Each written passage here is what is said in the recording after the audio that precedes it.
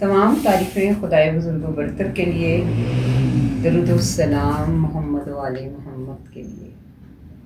بہت عزیز طلبہ و طالبات، السلام علیکم۔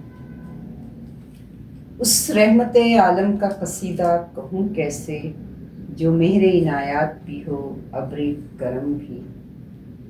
کیا اس کے لیے نظر کروں جس کی ثنا میں سجدے میں ہوں الفاظ بھی، سطریں بھی، قلم بھی۔ عزیز طلبہ و طالبات، آج ہمارے لیکچر کا عنوان ہے نعت۔ نظم کا عنوان نعت، شاعر کا نام نفیس الحسینی نفیس۔ آج ہم شعر نمبر 1 کی تشریح کریں گے۔ شعر نمبر 1 کے مشکل الفاظ کے معنی دیکھیے۔ امین، امانت دار، خاتم المرسلین، آخری رسول، صدق، سچائی، عقیدہ، ایمان۔ اس سے پہلے کہ ہم اس کی تشریح کریں، یقیناً یہ بات آپ سب لوگ جانتے ہیں کہ نعت اس نظم کو کہا جاتا ہے جس میں کہ سرکار ختمی مرتبت حضرت محمد مصطفیٰ صلی اللہ علیہ وآلہ وسلم کی شان بیان کی جائے۔ آئیے دیکھتے ہیں شعر نمبر 1۔ اے رسول امین خاتم المرسلین، تجھ سا کوئی نہیں، تجھ سا کوئی نہیں۔ ہے عقیدہ یہ اپنا بس صدق و یقین، تجھ سا کوئی نہیں، تجھ سا کوئی نہیں۔ شاعر جناب رسالت مآب صلی اللہ علیہ وآلہ وسلم کی تعریف کرتے ہوئے بیان کرتا ہے کہ یا رسول اللہ صلی اللہ علیہ وآلہ وسلم، آپ کی ذات امین ہے، یعنی آپ امانت دار ہیں اور سلسلہ پیغمبری کے آخری نبی ہیں۔ پوری سچائی اور یقین کے ساتھ میرا یہی عقیدہ ہے کہ آپ امانت دار، خدا کے آخری رسول ہیں اور آپ جیسا دنیا میں کوئی بھی نہیں، یعنی آپ بے مثل اور بے مثال ہیں۔ شاعر نفیس الحسینی پاکستان کے نامور خطاط، عالم دین اور شاعر تھے۔ آپ نے شاعری میں دیگر موضوعات کے ساتھ ساتھ نعت، حمد، نعت اور منقبت بھی کہی۔ نصاب میں شامل نعت میں حضور اکرم صلی اللہ علیہ وآلہ وسلم کی شان و عظمت اور اخلاق و سیرت کی تعریف کرتے ہوئے شاعر کہتا ہے کہ یا رسول اللہ صلی اللہ علیہ وآلہ وسلم، آپ کا لقب امین ہے، آپ صادق ہیں۔ اور یہ حقیقت ہے کہ اعلان رسالت سے پہلے مکہ میں آپ نے اپنی زندگی کے جو 40 سال گزارے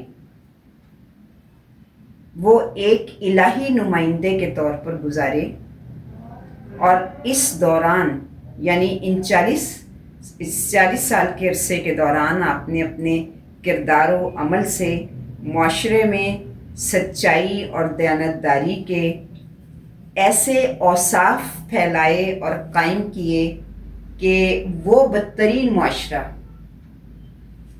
جو سچ بولنا اور امانت داری کا اختیار کرنا تو بہت دور کی بات ہے، ایک دوسرے کے آگے بڑھنے پر بھی لڑائی جھگڑا شروع کر دیا کرتے تھے، ان افراد کے سامنے ایسا عمل و کردار پیش کرنا کہ لوگ آپ کو صادق اور امین کے لقب سے یاد کرنے لگ گئے، یعنی وہ مجبور ہو گئے کہ وہ سوائے صادق اور امین کے آپ کو اور کسی نام سے نہ پکاریں۔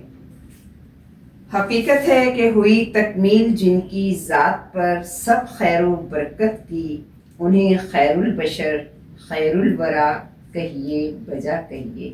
یقیناً آپ انسانیت کے لیے خیر ہیں۔ اور اعلان رسالت کے بعد اہل مکہ آپ کے ایک دم دشمن ہو گئے، صرف اس جملے کے جو آپ نے انہیں خدا پر ایمان لانے کے لیے کہا۔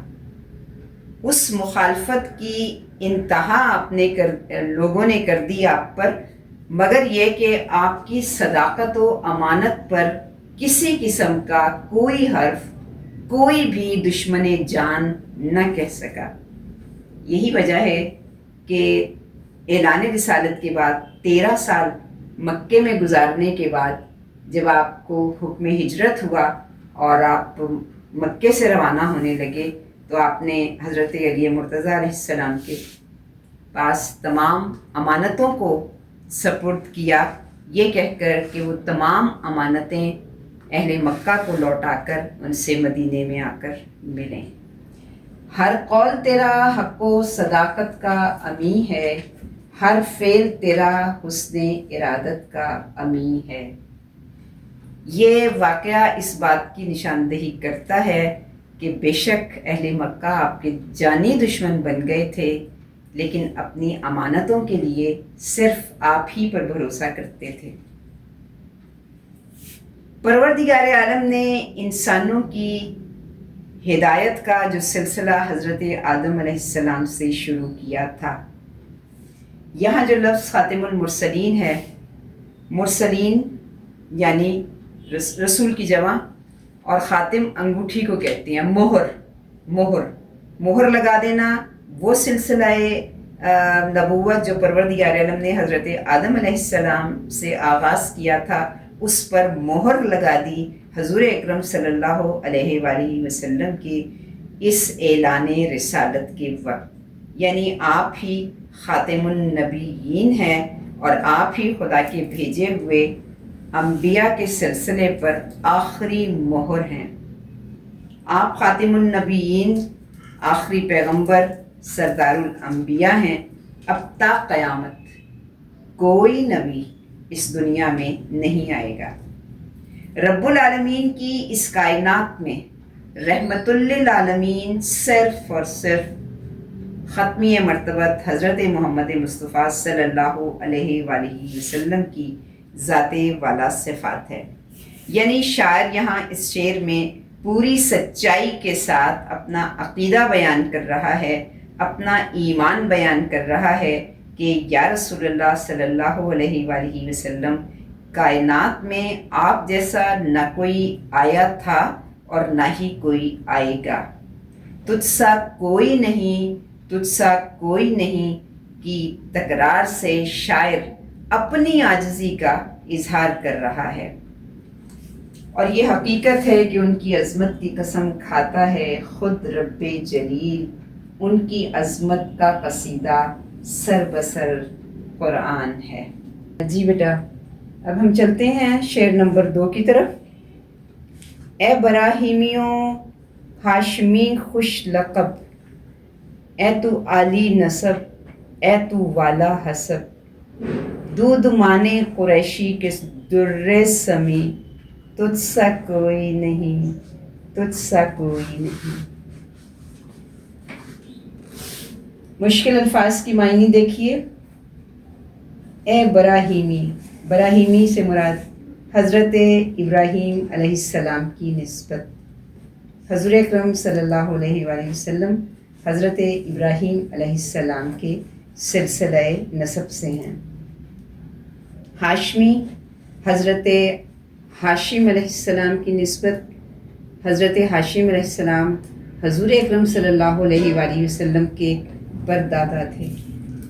خوش لقب یعنی بہترین لقب رکھنے والے۔ پروردگار عالم نے جا بجا قرآن پاک میں اپنے حبیب کو بہترین القابات سے بلایا ہے، یاد کیا ہے۔ عالی نسب،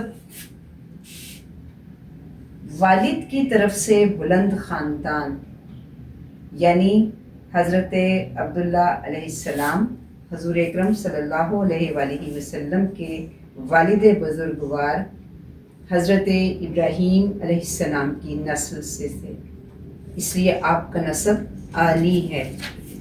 والا حسب والدہ کی طرف سے بلند خاندان یعنی حضرت بی بی آمنہ سلام اللہ علیہا، ان کا تعلق بھی ابراہیمی نسل سے ہے، اس لیے آپ کا خاندان بھی وہی خاندان ہے عظیم المرتبت جو کہ حضور اکرم صلی اللہ علیہ وآلہ وسلم کے والد بزرگوار کا ہے۔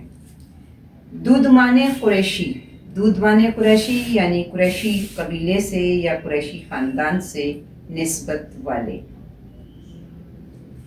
در ثمین، قیمتی موتی، ایسا قیمتی موتی جو نایاب ہو اور جس کی قیمت کا کوئی اندازہ نہ لگا سکے۔ جی بیٹا، یہ مشکل الفاظ کے مطالب آپ نے دیکھے، اور آئیے ہم تشریح کی طرف چلتے ہیں۔ اس شعر میں شاعر نبی اکرم صلی اللہ علیہ وآلہ وسلم کے خاندان کی تعریف کرتے ہوئے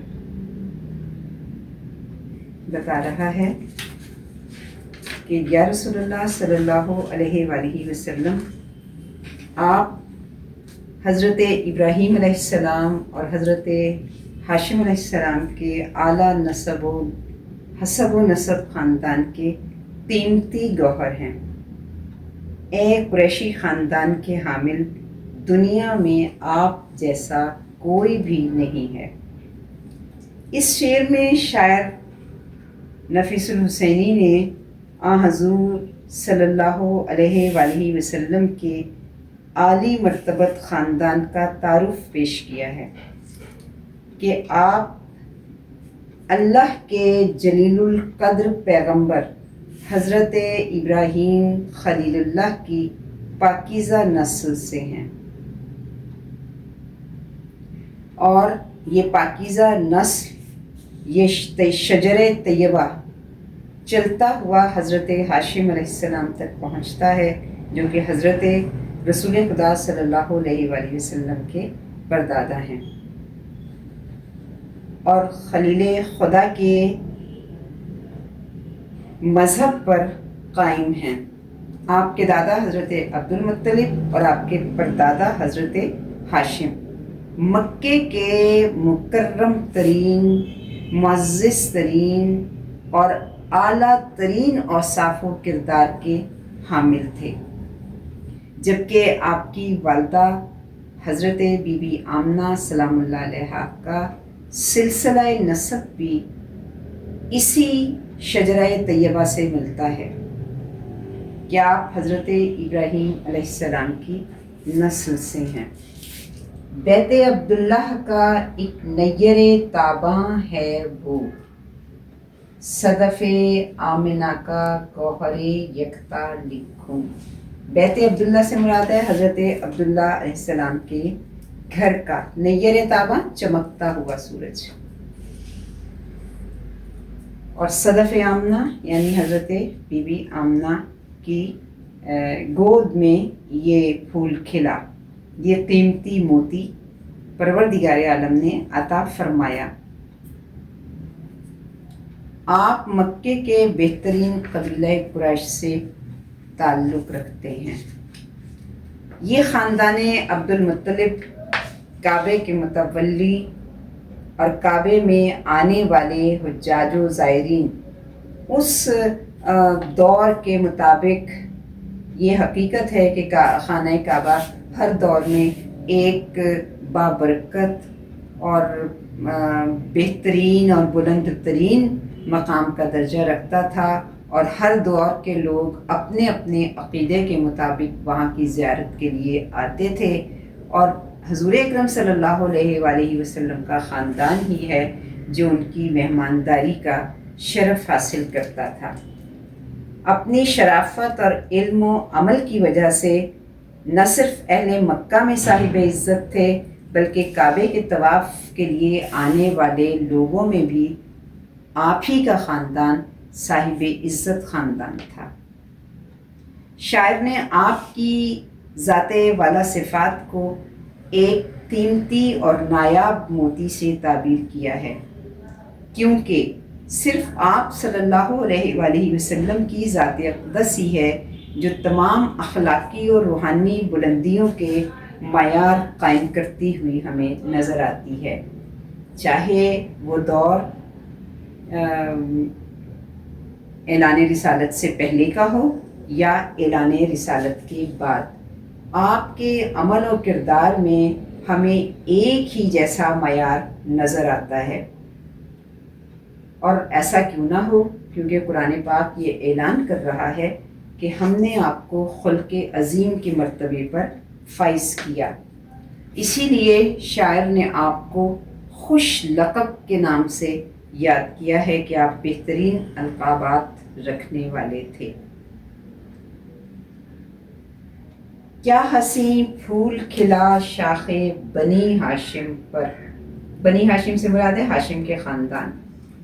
کیا حسین پھول کھلا شاخ بنی ہاشم پر، جس کی خوشبو سے معطر ہے زمانہ سارا۔ گویا اس جیسا اعلیٰ حسب و نسب دنیا میں کوئی نہیں ہے جو عظمت و بزرگی میں آپ کے خاندان سے بڑھ کر ہو، جو خلیل اللہ کے کنبے کا ہے مہر تاباں، جو خلیل اللہ کے کنبے کا ہے مہر تاباں، اس کو انسان کی قسمت کا ستارہ لکھوں، اس کو انسان کی قسمت کا ستارہ لکھوں۔ یہ تو چلتے ہیں شعر نمبر 3 کی طرف۔ بزم کونین پہلے سجائی گئی، پھر تیری ذات منظر پہ لائی گئی، سید الاولین سید الآخرین، تجھ سا کوئی نہیں، تجھ سا کوئی نہیں۔ آئیے پہلے دیکھتے ہیں اس کے مشکل الفاظ۔ بزم کونین، کائنات کی محفل۔ اس کائنات میں صرف ہماری ہی زمین نہیں، پوری کائنات کی محفل۔ منظر پہ لانا، سامنے لانا۔ سید الاولین، اولین کے سردار۔ سید الآخرین، آخرین کے سردار۔ یہاں سید الاولین سید الآخرین بہت زیادہ وسعت ہے اس مفہوم میں کہ حضور اکرم صلی اللہ علیہ وآلہ وسلم کا نور پروردگار عالم نے سب سے پہلے خلق فرمایا، اور سب سے پہلے آنے والے ابو البشر یعنی حضرت آدم علیہ السلام ہوں، یا آخری زمانے میں آنے والا سب سے آخری انسان رسول کائنات ختمی مرتبت حضرت محمد مصطفیٰ صلی اللہ علیہ وآلہ وسلم تمام کے جتنی بھی مخلوقات ہیں ان سب کے سردار ہیں، چاہے وہ اولین میں سے ہوں یا آخرین میں سے ہوں۔ آئیے چلتے ہیں اس کی تشریح کی طرف۔ شاعر کہتا ہے کہ یا نبی اکرم صلی اللہ علیہ وآلہ وسلم، پروردگار عالم نے پہلے اس کائنات کو سجایا، زیب و زینت دی، زمین کا فرش بچھایا، آسمان کا شامیانہ لگایا، اور پھر آپ کو اس دنیا میں بھیجا۔ آپ اولین کے بھی سردار ہیں اور آخرین کے بھی سردار ہیں، چاہے آپ سے پہلے کتنی ہی مخلوق خدا اس دنیا میں آئی اور آ کر چلی گئی، کتنے ہی پیغمبر آئے اور آ کر چلے گئے، لوگوں کی ہدایت و رہنمائی کرنے کے بعد آپ سب کے سردار ہیں، اسی لیے آپ کو سردار الانبیاء بھی کہا جاتا ہے۔ شاعر یعنی یہاں پر ہمیں یہ بتانا چاہ رہا ہے کہ پروردگار عالم نے گو کے سب سے پہلی شے جو خلق کی ہے وہ نور محمدی صلی اللہ علیہ وآلہ وسلم ہے، اور پھر اس نور کو پروردگار عالم نے سینکڑوں برس تک، کوئی نہیں جانتا کہ کتنے برس اس نور کو چھپا کر رکھا گیا، ہزاروں پردوں میں، اور یہ نور پروردگار عالم کی حمد و ثنا میں مصروف رہا۔ اور پھر ایک حدیث قدسی ہے کہ پروردگار عالم نے چاہا کہ میں پہچانا جاؤں، اس لیے اے محمد صلی اللہ علیہ وآلہ وسلم میں نے تیرا نور خلق کیا۔ گویا پروردگار عالم نے اپنے آپ کو پہچانوانے کے لیے نور محمدی صلی اللہ علیہ وآلہ وسلم کی تخلیق کی اور انہی کے لیے اس پوری کائنات کو بنایا۔ پروردگار عالم نے اپنی قدرت کے شاہکار زمین و آسمان کے مابین بکھیر دیے، اور پھر اپنے بندوں کی ہدایت و رہنمائی کا فریضہ سر انجام دینے کے لیے حضرت آدم علیہ السلام سے سلسلہ ہدایت کو جاری کیا، اور جو حضرت عیسیٰ علیہ السلام پر جا کر کچھ عرصے کے لیے رک گیا، لیکن حضرت آدم علیہ السلام سے لے کر حضرت عیسیٰ علیہ السلام تک ہر پیغمبر نے اپنے آخری زمانے میں آنے والے آخری نبی کی خوشخبری، ان کے آنے کا پیغام اپنی امت تک پروردگار عالم کی ہدایت کے مطابق لازمی پہنچا دیا۔ ہزاروں سال گزرتے رہے اور دنیا کی تہذیب و تمدن ترقی کی منازل سست روی کے ساتھ کرتی رہی۔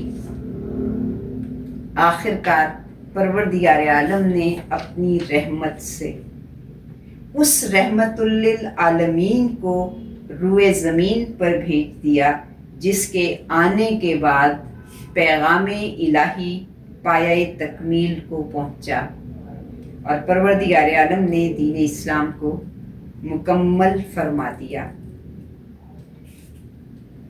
اے خوشا بخت کے سرکار زمیں پر آئے، مرکز مطلع انوار زمیں پر آئے۔ خیمہ افلاک کا استادہ اسی نام سے ہے، نبض ہستی تپش آمادہ اسی نام سے ہے۔ گویا یہی نام مبارک ہے کہ پروردگار عالم نے جس کے باعث اس دنیا کو خلق فرمایا، اور زندگی میں جو حرارت ہمیں نظر آ رہی ہے وہ صرف نام رسول کائنات صلی اللہ علیہ وآلہ وسلم کی وجہ سے ہے۔ یہ بھی حقیقت ہے کہ آپ صلی اللہ علیہ وآلہ وسلم کی آمد نے دنیا کی بیمار ذہنیت کو شفا یابی عطا کی، اور انسانیت کو بلند مقام و شرف بخشا۔ آپ ہی کے سر پر پروردگار عالم نے سرداری کا جو تاج سجایا ہے، وہ آپ کو تمام انبیاء علیہ السلام میں، تمام انسانیت میں ممتاز کرتا ہے۔ اور حقیقت ہے کہ کتاب فطرت کے سر ورق پر جو نام احمد رقم نہ ہوتا، یہ نقش ہستی ابھر نہ سکتا، وجود لوح و قلم نہ ہوتا۔ اور آپ ہی کی ذات والا صفات ہے کہ جس نے انسانیت کو جس کو کہ پروردگار عالم نے اشرف المخلوقات کا تاج پہنایا، ان کے لیے کسی شاعر نے کیا خوب کہا ہے کہ انسان کو شائستہ و خوددار بنایا، تہذیب و تمدن تیرے شرمندہ احسان۔